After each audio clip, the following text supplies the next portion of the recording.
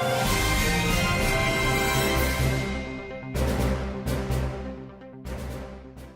and welcome to Bulldog Bytes TV. I'm Mr. Cleek, here to bring you the food of the day. But first, I would like to wish Jackson Holder a very happy birthday. Today is National Cheese Ball Day. Cheese balls are retro, affordable party fare. So when you can't afford to set out those trays of sushi or baby lamb chops, let your guests have fun with something other than your regular spinach dip. If you buy the product in a jar, it's pre-mixed and the flavors are better blended by professional machinery than they could be by hand, even if you let the flavors sit overnight. You can mold it into a ball, but given its super smooth consistency and pretty color, you might be tempted to use it as a cracker or cookie spread from the jar. As you know, we are coming back from spring break and we have just a few more weeks of school left. I'm Mr. Cleek signing off to you from Bulldog Bytes TV. Hi, I'm Riley Whelan. Over spring break, I had the opportunity of going to Cubs opening day. Now, if you do not know me, I am the undisputed biggest Cub fan at Aquin. No question about that. Anyways, on opening day, it's a very difficult task trying to get into Wrigley Field if you've never been there, but I highly recommend going because the atmosphere outside the stadium and inside is something you can only experience if you go to a Cub game at Wrigley Field. This year especially is really exciting considering the Cubs have a surplus of young, talented players in their farm system and coming up into their team. So the future looks bright for the Cubs, and since it has been 107 years since the Cubs last won a World Series, I have a feeling this is the year. This is Riley Whelan. I'll see you next time. Hi, I'm Dean Sopsik, and this is your sports news. The Aquin baseball team played Orangeville this week over spring break and went 1-0 against them, as the second game was canceled due to weather. This past week, they took on South Beloit. The NCAA men's and women's tournament came to a close recently. The almighty Kentucky Wildcats stumbled and fell to Wisconsin in the Final Four. The final score was 71-64. Then, there was an epic showdown championship game in the men's tournament between Duke and Wisconsin. Duke pulled out a 68-63 victory to claim the championship. This is Coach K's 5th national championship. The next day, the women's team, Connecticut, took on Notre Dame for the women's championship. Connecticut won 63-53 and claimed their 3rd championship in a row. This is also their 10th championship in the past 20 years. The winners have been announced for ESPN's Tournament Challenge. One of them was a 12-year-old from Lake Zurich, Illinois. He outsmarted and outguessed 11 million people who signed up for the most popular bracket challenge.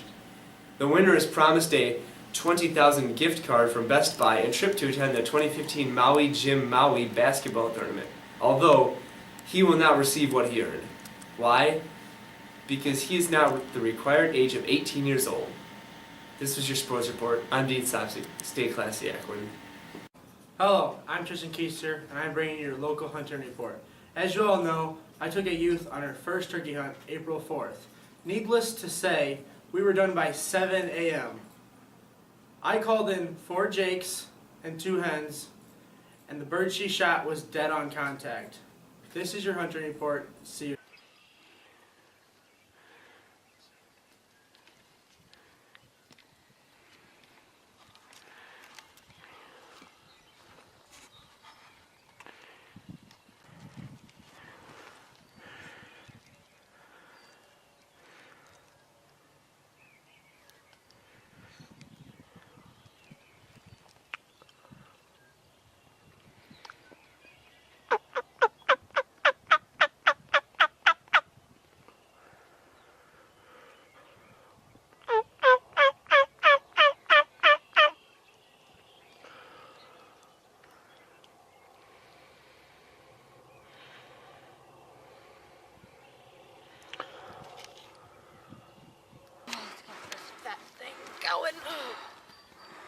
There we go. Her walk this year is closer to the truck than last year.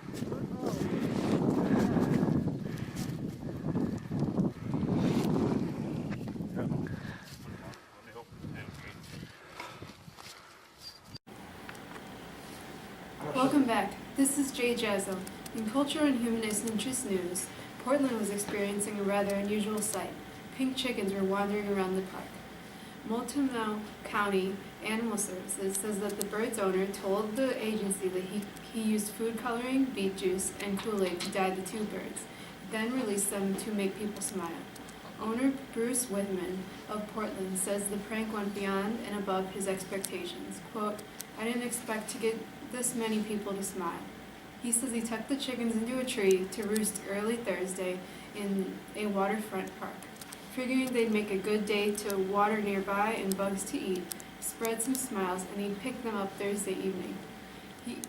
He soon heard news reports that the birds had become poultry celebrities. Animal Services billed Whitman about $16 per bird for the time in custody and cautioned him about the risks of releasing birds in public places.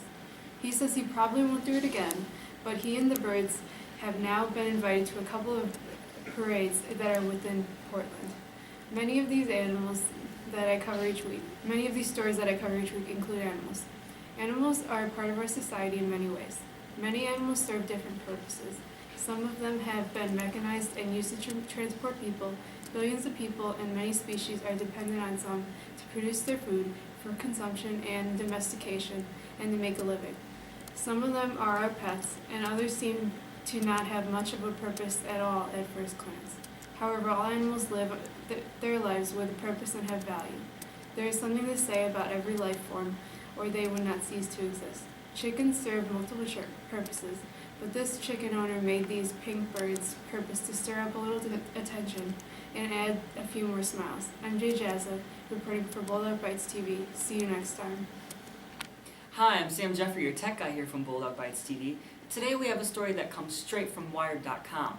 The Federal Aviation Administration, or FAA, gave Amazon the A-OK to test their drones. The rules state that the drones must fly under 400 feet high and under 100 miles per hour. Though this may be a big milestone for Amazon, the plan for the Amazon Prime is to be able to fly the drones autonomously. The FAA's rules still don't allow for that because one of the rules is the drones can only be flown within the operator's line of sight. Another rule the FAA states is that Amazon's drones cannot fly near densely populated areas. This shouldn't be a problem for Amazon during their testing phase, but if these rules don't change, then Amazon Prime Air may never reach its full potential. I'm Sam Jeffrey. See you next time.